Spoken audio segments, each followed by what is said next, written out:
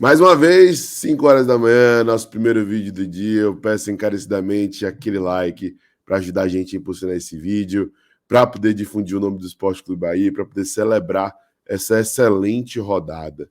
Se anteontem o resultado diante do Atlético Paranaense foi maravilhoso, a rodada também foi muito boa. Apesar de nem todos os resultados que seriam interessantes para o Bahia terem dado certo, os principais resultados que deveriam ser favoráveis foram. E o Bahia se manteve dentro do G4 e diminuiu a distância para o líder do campeonato, que, consequentemente, acabou mudando.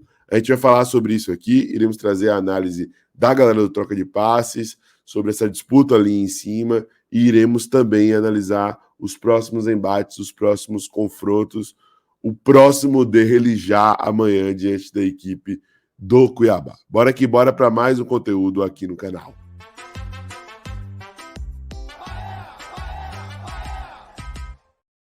Fala, nação tricolor ligada no Sou Mais Bahia, tudo beleza? Barbaço na área, tô aqui para começar mais um vídeo, dessa vez mais um plantão tricolor com as últimas informações do Esquadrão de Aço, para você, torcedor do Bahia, ficar muito bem informado.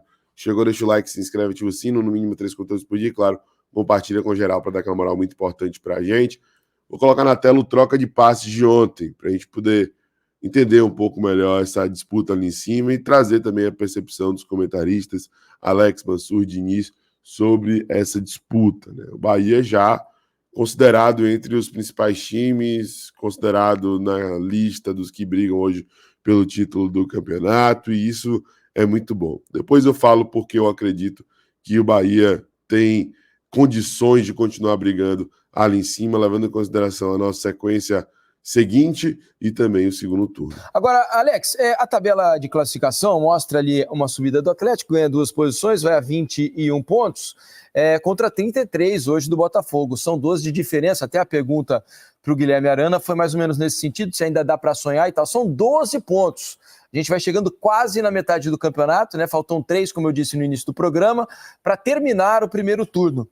O Galo, com o elenco que tem, retomando o futebol que já demonstrou em empates desse ano, ainda dá para sonhar, Alex? Ou está muito complicado nesse momento, até pela segurança aí que Palmeiras, Flamengo, Botafogo, Bahia tem demonstrado? Eu acho assim, ó, ele dá para sonhar, porque a gente não sabe o que vai acontecer daqui para frente. Essas equipes que estão na frente também, eles não vão passar por algum momento que não conseguem vencer, que a princípio eles conseguiram, Flamengo, Palmeiras e Botafogo, que estão ali principalmente.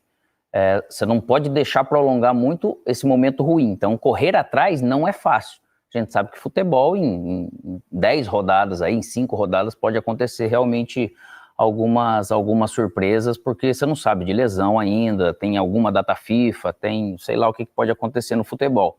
Mas fica sempre mais difícil de você correr. Mas o principal para você correr atrás hoje, nesse nível de instabilidade que o Atlético entrou, é lógico que fica mais difícil da gente pensar, né? A gente julga momento. O que passou, o que ele fez para chegar até aqui e tal. A gente sabe que o Atlético ele tem equipe para poder ter uma regularidade melhor e às vezes conquistar mais pontos do que foi até agora, né? Esse Campeonato Brasileiro ele promete ser espetacular por bons e maus motivos.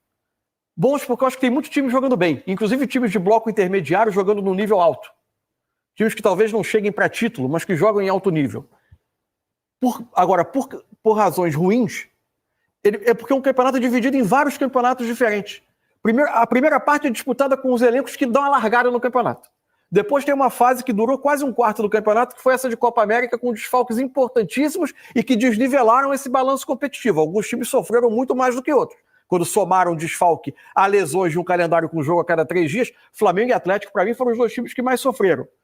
Agora começa uma outra etapa do campeonato que vai ser que tem a volta dos jogadores da Copa América somadas aos primeiros reforços de janela. Só que essa janela ela vai ficar aberta ao mês. E depois você tem a interferência das Copas, que é vital. Num campeonato de jogo a cada 3 dias, quem for ficando sem Copa pode ficar mais forte no Brasileiro, ou quem for ficando com o calendário congestionado vai eventualmente ficar com a energia menor no Brasileiro. Então é muita interferência, porque é um calendário muito pouco funcional, muito disfuncional. Não é fácil enfrentar agora essa maratona que vai ter, né? São 3 competições para muitos times, né? E isso pode ter interferência direta no rendimento no Campeonato Brasileiro. Tá aí, rapaziada. Importante trazer esse destaque aí das Copas, porque esse ano o Bahia ainda não está disputando o torneio internacional. A expectativa é que no ano que vem tenhamos aí, quem sabe, uma Libertadores da América, seria algo extraordinário. E agora, nesse momento, analisando a conjuntura atual e o que já passou na Copa América, o Bahia pode levar vantagem nesse sentido, porque os times que estão brigando ali em cima ainda sofrerão com desfalques, né? E ainda sofrerão com a maratona de jogos, né? Com essa sequência exaustiva. E tem um outro fator extremamente importante pontuado pelo André Reine. Eu vou trazer o recorte aqui lá do Instagram, da galera do Bahia 1931 oficial, mas a gente também soltou vídeo sobre isso no Sou Mais Bahia Lives, nosso segundo canal. Lá tem toda a fala de André Reine. Aqui tem um recorte que eu acho que é fundamental de ser destacado, que mostra como o Bahia vem forte para o segundo turno. O Bahia já é fortíssimo em casa. 100% de aproveitamento. Vai jogar contra todos os times brigando pelo título no segundo turno em casa.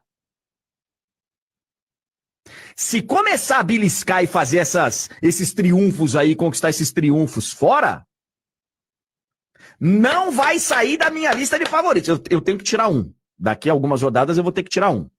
Hoje são Flamengo, Palmeiras, Botafogo e Bahia. Daqui a pouco eu vou ter que tirar um. Não vai sair, vai seguir na luta pelo título. Vai seguir na luta pelo título, João. O Bahia fez ontem um negócio muito sério, viu? A gente, verbalizar isso parece meio absurdo, mas a gente subestima uma possível briga pelo título do Bahia. Mas o que fala André Reine faz muito sentido, cara. A gente pegou Atlético Paranaense, Palmeiras, São Paulo, Flamengo, Atlético Mineiro, Botafogo, todos esses times internacional que eu estou mencionando aqui, fora de casa. Pegamos duelos extremamente complicados fora de casa. E no segundo turno, teremos esse duelo dentro dos nossos domínios. Isso não é garantia de nada, evidentemente. Mas a campanha do Bahia dentro de casa, que é a melhor do campeonato, tá? É a melhor campanha como mandante do Brasileiro 2024, nos leva a crer que o time tende a ter um aproveitamento melhor no segundo turno contra esses times que teve dificuldade no primeiro turno jogando longe dos seus domínios, com exceção aí do Atlético Paranaense, que o Bahia venceu e venceu muito bem. E agora, pela frente, né, e por isso que eu estou falando que os resultados foram muito bons, a derrota do Flamengo em casa e a derrota do São Paulo para o Atlético Mineiro fez com que o Bahia se mantivesse em quarto, e a derrota do Flamengo em casa para o Fortaleza fez com que o Bahia ficasse a 3 pontos do líder. A distância era maior depois da última rodada, né? E agora o Bahia fica a 3 pontos do líder, que no caso agora é o Botafogo. Por conta de questão de saldo de gols, não dá para dizer que é alcançável já na próxima rodada. Mas o Bahia terá pela frente 2 jogos em casa, contra Cuiabá e contra Corinthians, né? 2 jogos acessíveis, o que não quer dizer fácil. Depois fora de casa Atlético Goianiense, dentro de casa Internacional, fora de casa Fluminense, dentro de casa Vitória da Bahia, fora de casa Grêmio. Então vamos lá, o Bahia tem uma sequência aí de 1, 2, 3, 4, 5, 6, 7 jogos, e que a gente vai para todos os jogos, vendo o Bahia com totais condições de vencer as partidas. O Bahia vai vencer os 7 jogos, eu acho difícil, mesmo que o Bahia tentar em condições de vencer. Não sei se vai conseguir 21 pontos aqui nesses 7 jogos, né? Fazendo ali 51 já nesse estágio do campeonato, como esse segundo turno. Acho improvável, muito difícil. Mas há uma expectativa para isso. O Bahia mostra condições, pelo menos, ao seu torcedor de buscar, de tentar isso de alguma forma, de alguma maneira, né? E a gente pode ver aqui, ó, partidas, os confrontos dos outros adversários do Bahia. Por exemplo, nessa próxima rodada, o Internacional, o Flamengo não joga. O jogo foi adiado contra o Inter. Então já estagna ali no campeonato, querendo ou não. Se o Bahia ganhar na próxima rodada, já passa o Flamengo, por exemplo. Porque o Flamengo não joga, tá? E aí o Flamengo vai ficar com um jogo a menos, mas enfim, vai ser ultrapassado. E tem o confronto direto entre Botafogo e Palmeiras. A curto prazo, isso pode não ser tão bom. Porque, pô, o Bahia ganha, aí um dos dois ganha, ainda fica a distância de 3 pontos para o outro. Mas aí na outra rodada o Bahia tem mais um jogo dentro de casa. Mais um jogo importante dentro de casa contra a equipe do São Paulo, né? E depois do Bahia ter esse jogo, outro jogo dentro de casa diante da equipe do São Paulo, o Botafogo, deixa eu ver aqui, joga em casa contra o Internacional e o Palmeiras joga em casa contra o Cruzeiro. Então o Bahia vencer esses 2 próximos jogos é crucial. Dificilmente o Bahia assumirá a liderança, a não ser que tenha um empate, talvez, entre Botafogo e Palmeiras. Mas o Bahia vai estar na cola, grudado, e criando condições para poder assumir essa liderança, né? Então, é isso, cara. Estamos na briga, temos uma sequência valiosíssima pela frente e temos que aproveitar essa sequência valiosíssima. Pô, Barbaço, mas a gente tem um elenco reduzido, tem isso, tem aquilo, não dá para falar de briga por título, cara. Se a gente mirar o topo e lutar jogo a jogo, buscando esse objetivo no final das contas, a consequência vai ser positiva, cara. Se a gente mirar um título e ficar com a Libertadores, uma vaga na Libertadores, tá ótimo. Então vamos seguir nessa toada, secando, gastando energia também com outros jogos, faz parte do processo de torcer. E ontem eu fiquei muito feliz aí com essa derrota do Flamengo, principalmente, e também com a derrota do São Paulo, mesmo que Palmeiras, que a gente já esperava que fosse vencer, e Botafogo, que a gente também já deduzia que fosse vencer, vencendo, a gente continua por lá no bololô, na parte de cima da tabela, brigando lá em cima, e isso é muito importante.